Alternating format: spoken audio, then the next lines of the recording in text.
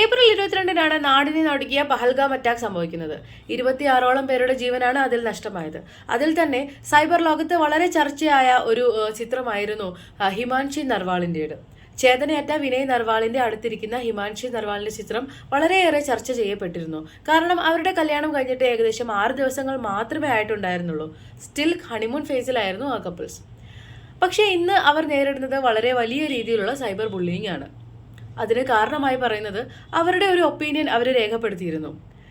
കാശ്മീർ ജനങ്ങൾ പാവങ്ങളാണെന്നും അല്ലെങ്കിൽ അവിടുത്തെ മുസ്ലിങ്ങൾ പാവങ്ങളാണെന്നും ആരെയും ഒറ്റപ്പെടുത്തരുതെന്നും അവരെ സപ്പോർട്ട് ചെയ്യണമെന്നും നമ്മൾ ഇപ്പോൾ യൂണിറ്റിയായി നിൽക്കണം എന്നുള്ളതുമൊക്കെ ആയിരുന്നു അവരുടെ ഒപ്പീനിയൻ.